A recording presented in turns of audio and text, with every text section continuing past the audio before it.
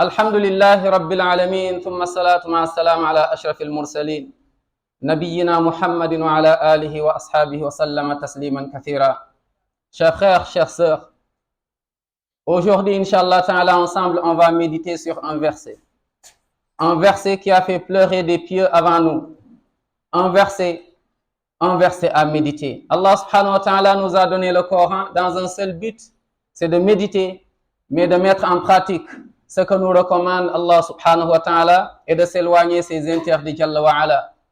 Allah Subhanahu wa Ta'ala nous dit Afala yatadabbaruna al-Qur'an, ne médite-t-il pas sur le Coran, am ala qulubin aqfaluha, ou bien il y a des choses en fait qui ont causé que leurs cœurs sont devenus aveugles, muets et sourds, ils n'entendent plus les rappels, ils ne voient plus les rappels et ils ne réfléchissent plus.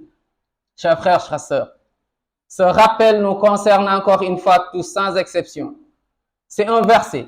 Si on médite ce verset, Inch'Allah yawm al-qiyam, et on la met en pratique, on sera avec le prophète Inch'Allah au paradis. Qu'Allah nous compte parmi ceux-là.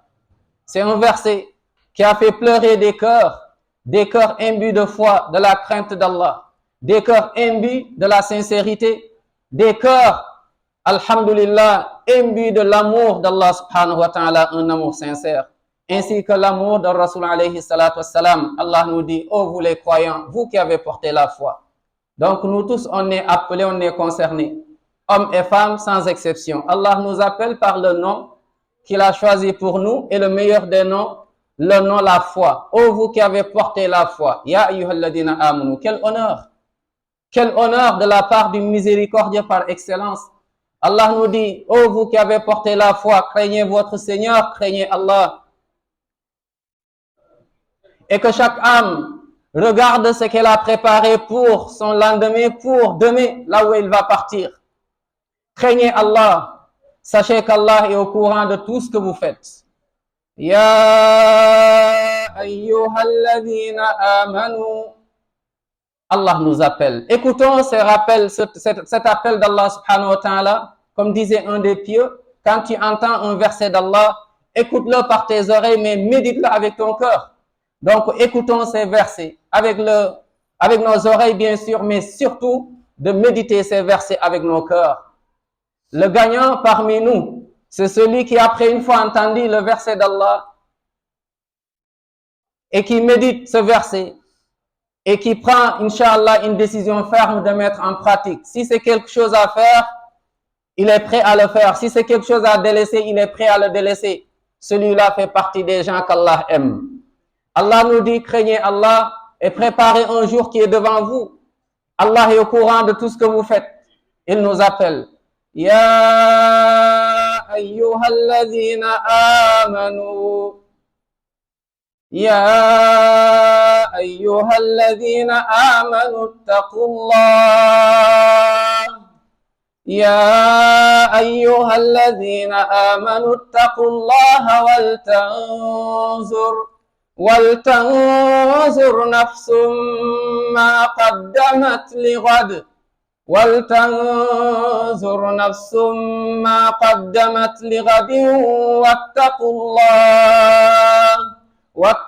الله إن الله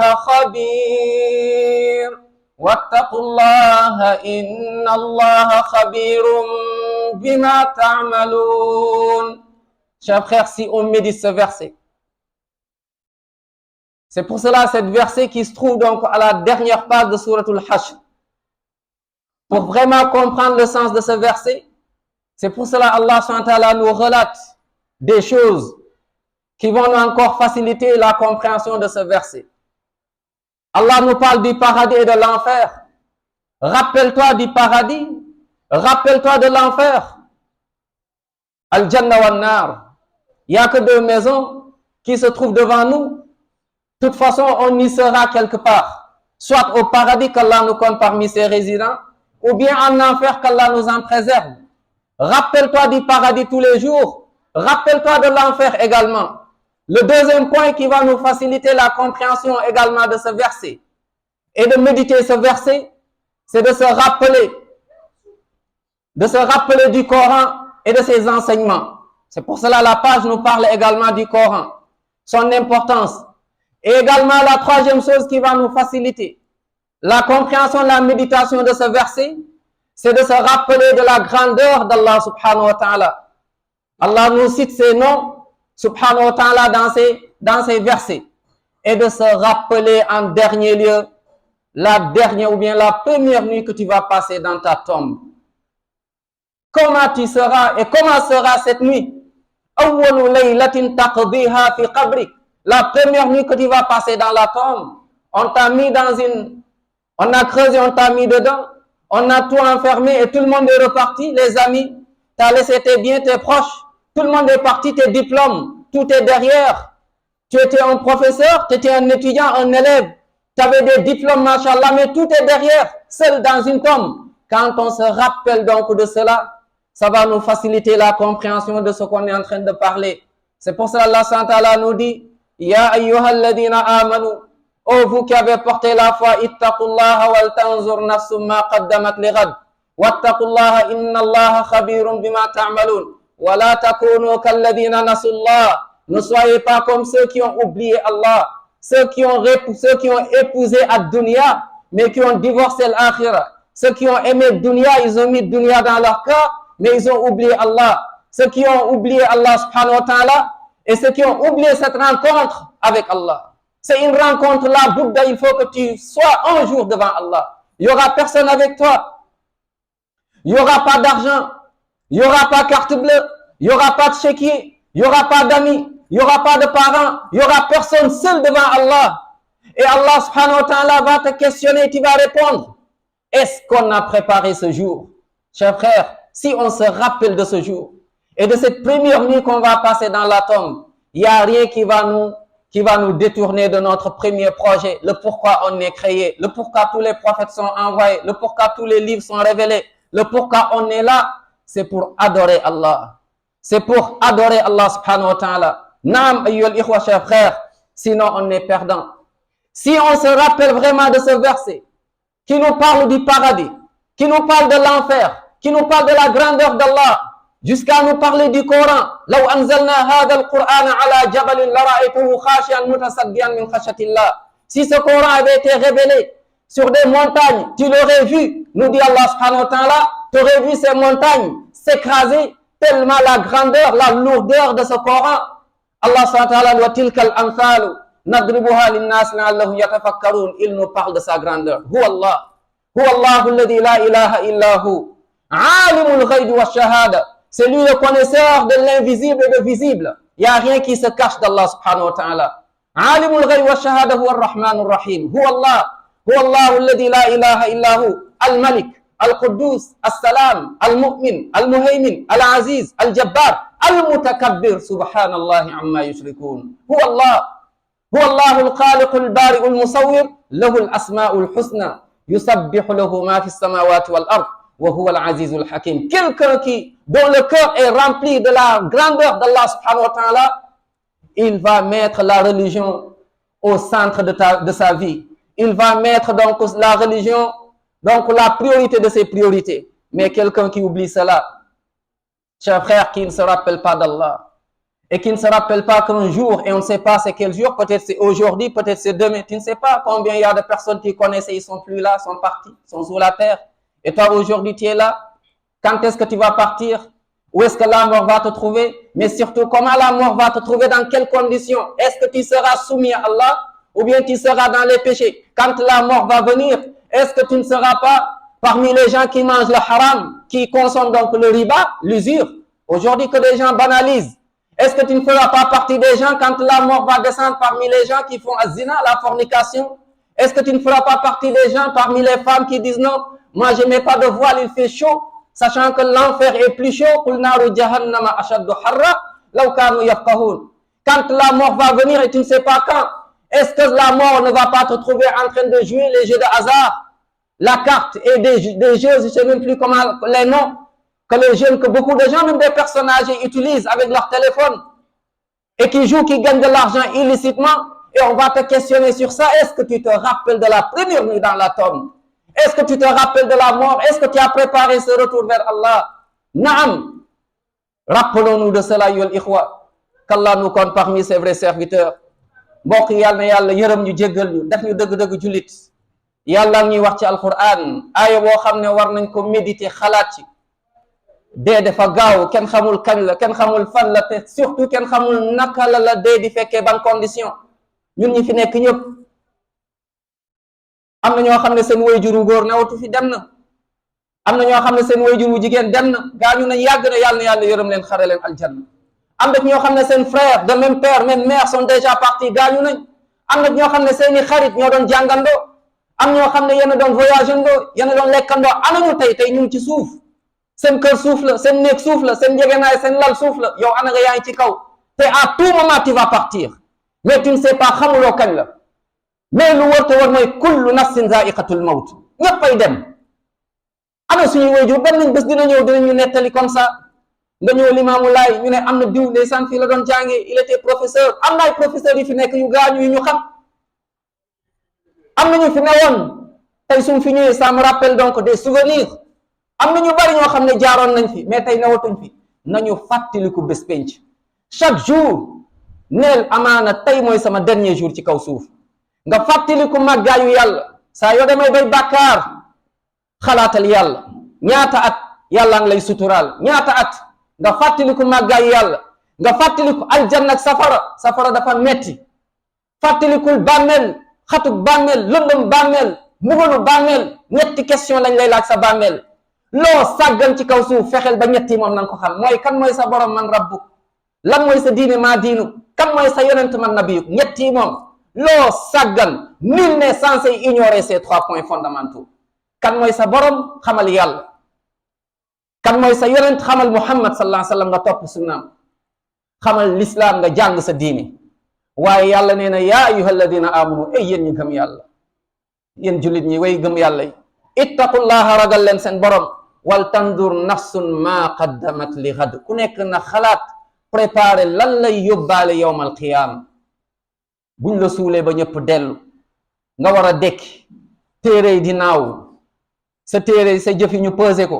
nga war a traverser le pont de Sirat moo tax Aïcha radiyallahu anha yonent bi sansan di wax ci yowmal qiyaama ne kenn du fatal kenn Aïcha radiyallahu anha suñu yaa Aïcha ne yaa rasul ne kenn du fatal kenn yonent bi sallam ne na ku nekk noo juddoo noonu ngay dekkee doo sol yére doo sol dara duñ la xarafal Aïcha radiyallahu anha ne ko yaa rasulallah nit ñi di xoolante mu ne nit ñi dinañ tal leneen lu dul loolu nee na ñetti endroit mu ngi ni kenn du fatal kenn nee na bu téeree di naaw ida shamsu kuwirat wa ida nujumun kadarat wa ida aljibalu suyirat wa ida al-isharu uttilat wa ida al-wuhushu hushirat wa ida al-biharu sujjirat wa ida an-nufusu zuwijat wa ida al-mawudatu su'ilat bi ayyi dhanbin qutilat wa ida as-suhufu nushirat téere di naaw mu war a tegu sa loxo ndeyjoor wala sa loxo càmmoñ kenn xamul foofu kenn du tal kenn nee na bu ñuy posé jëf yi alqaari'atu ma alqaari'a wa ma adraka ma alqaari'a yawma yakunu an-nasu kalfarashi al-mabthus wa takunu al-jibalu kal-'ihni al-manfus fa amma man thaqulat mawazinu fa huwa fi 'ishatin radiya wa amma man khaffat mawazinu fa ummuhu hawiya wa ma adraka ma hiya naarun haamiya ñuy pesé ku nekk sa bopp sa bopp bés boobu mooy chacun pour soi nee na ñetteel bu ñuy traverser le pont de Sirat kenn du tal kenn amul ni diw sama doom la amul ni diw sama yaay la amul ni diw sama taalibe la amul ni diw sama sëriñ la kenn du fa tal kenn même yonent yi dañuy tiit yawmal qiyaama ba yonent yi dañuy tiit les gens qu'Allah avait choisis les élus d'Allah les envoyés d'Allah les prophètes les messagers même eux ils ont peur dañ naan ne bés tey moom yàlla mer na mer boo xam ne ñun dañoo tiit ñu dem ci yonent yàlla Nuux tiit ne dem leen ci yonent yàlla Ibrahima alayhi salaatu wassalaam Ibrahim naka noonu ne dem leen ci Moussa alayhi salaatu wassalaam dem leen ci Isa ba ci Muhammad sallallahu alayhi wa sallam mbokk yi kon nañuy fàttaliku bés boobu ci gàttal bu ñuy fàttaliku bés boobu bés bi ngay génn àdduna bés bi malakul mawtu le dernier invité que tu verras dans ta vie koy mujjee gis yaa ngi tëdd amma ida balagati alxulqum wa antum xiina idin tanzurun wa nahnu aqrabu ilayhi minkum walakin la tubsirun amma in kuntum gayra madinin tarjiunaha in kuntum sadiqin nga tëdd di gis loo xamante ni ñi la war gisuñu ko nga war a génn àdduna alal ji nga bàyyi ko fi président nga woon c'est fini professeur c'est fini enseignant c'est fini élève c'est fini diplôme c'est fini DG c'est fini adduna daal jeex na kër gi nga jëndoon fi nga koy bàyyi lépp nga war a dem nit buy toog di xalaat guddi guy njëkk sa biir bàmmeel subhanallah guddi gu may njëkk passé sama biir bàmmeel naka lay mel wallahi kuy xalaat loolu mbokk yi dina moytu bàkkaar ndax bàkkaar mooy tax nit dem safara dina moytu lu yàlla xaraamal dina sori lool ay caaxaan dina sori lool ay caaxaan dina wéetal yàlla sori bokkaale ndax ku dee ak bokkaale aljanna moom doo fa mës a dugg waaye ku tuub avant dee yàlla jéggal la waaye ku dee ak bokkaale fekk nga daan dem ci seetkat nga daan dem ci njabarkat nga daan dem ci sandikatu petaaw nga daan dem ci maamën boo daan dem ci ñooñu ba dee fekk la ci nga bokkaale yàlla aljanna xaraam na ci yow boo demee safara doo mës a génn safara loo mës a def ci lu baax perte nga ko say julli say koor say sarax lépp perte nga ko ndax lan mooy bokkaale nga yàlla kon suñu amee ay wayjur yu dem ci ay seetkat sandikatu petaaw nañ leen waar nañ leen fàttali avant qu'il ne soit trop tard kenn bëggul gis sa yaay yowmal qiyaama ñu koy diri ko yóbbu safara kenn bëggul gis sa papa ñu koy yóbbu safara kenn bëggul gis sa doom ñu koy yóbbu safara nañuy fàttaliku guddi gu njëkk ci biir bàmmeel naka lay mel suñuy fàttaliku guddi googu bu yàlla ne yow jigéen muurul di nga muuru tey ñaata cay jigéen ñoom ñooy def ay mèche ay greffage ay mbir yoo xamante ni l'islam da leen ko tere mais elles ont choisi la beauté éphémère. Elles ont oublié en fait la première nuit qu'elles vont passer dans la tombe. Elles ont oublié cette nuit. Sooy fàttaliku guddi gu njëkk ci bàmmeel bu la yàlla ne yaa ayyuhan nabi qul li azwajika wa banatika wa nisaa'il mu'minina yudnina alayhinna min jalabibihinna dhalika adna an yu'rafna fala yu'dayn di nga nangu da ngay jël muuru ndax yàlla moo ne oh Mohammed dis à tes épouses, à tes filles, aux femmes des croyants de ramener sur elles leur grand voile. Elles en seront plus vite reconnues, éviteront d'être offensées. da nga ne dinaa muuru ndax guddi gu njëkk ci biir bàmmeel laay préparé yawmal qiyaama laay préparé sooy fàttali guddi gu njëkk sa biir bàmmeel di nga sori donc mbir yooyu yàlla araamal xeesal di nga ko sori ndax yow ku jigéen ndax mbugalu bàmmeel ak mbugal yawmal qiyaama di nga sori riba tey riba moom dafa xew commerce riba jënd ak jaay riba business riba dafa xaraam kuy lekk riba attaqué na yàlla en guerre yaa ayyuha alladina amanu ittaqullaha wa daru ma baqiya min ar-riba aaya bi dafa leer nañ aaya yu bari la riba dafa xaraam mooy usure nga dem ci banque ñu leb la nga lebal booy fay nga yokk wala nga lebal lebu nit mu lebal la 100 boo koy fay nga fay ko 150 dafa xaraam riba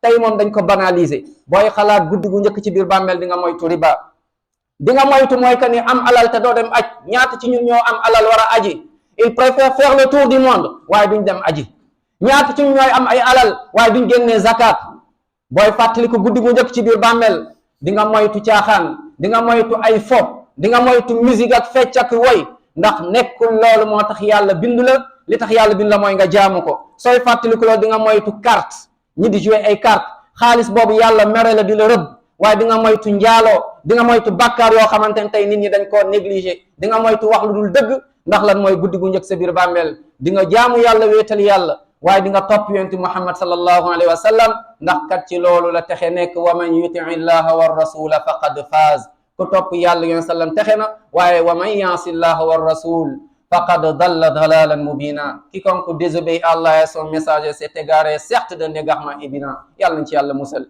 yàlla na yàlla dégloo ñu diine yàlla na yàlla jéggal suñu bàkkaar yàlla na yàlla gindiñu ñi feebar ñëpp yàlla na yàlla may leen ashifa ñi nekk ci hôpitaux yi ci kër yi te feebar wala di doxantoog ay feebar allahumma ashfihim yàlla na yàlla may leen saafara ñi nekk ci ay tolof-tolof ak ay jafe-jafe yàlla na yàlla génnee leen min al usri ila al yusr ñi gaañu yàlla na yàlla yërëm leen xare leen aljanna ñu nit yàlla na yàlla gindiñu yàlla teg ñu ci yoonu siratal mustaqim musal ñu ci bokkaaleeg bidaa musal ñu min al kabair wa sagair zawahiraha wa bawatinaha yàlla teg ñu ci yoonu aljanna yàlla may ñu mujj bu rafet yàlla may ñu leeru bàmmeel yàlla may ñu texe bés penc bu ñu dekkee fekk ñun ak yonent bi ñooy nekkandoo biir aljannatul firdawsul aala wa ma dalika ala allahi bi aziz loolu rëyul ci yàlla yàlla na ko yàlla def wa salli allahuma wa sallim wa barik ala nabina muhammadin wa sallim tasliman kathira rabbana atina fi dunya hasana wa fi al-akhirati hasana wa qina adhaban nar rabbana la tuzigh qulubana ba'da idh hadaytana wa hab lana min ladunka rahma innaka antal wahhab rabbana atina min ladunka rahma wa hayyi lana min amrina rashada allahumma asturna fi dunya wal ukhra ya rahman ya rahim qu'Allah subhanahu wa ta'ala nous préserve tous, qu'Allah veille sur nous, qu'Allah subhanahu wa ta'ala nous purifie nos cœurs, qu'Allah subhanahu wa ta'ala nous purifie nos cœurs et nos corps, qu'Allah nous purifie donc jusqu'à rencontrer subhanahu wa ta'ala et qu'il soit satisfait de nous. Subhana rabbika rabbil izzati amma yasifun wa salamun alal mursalin walhamdulillah.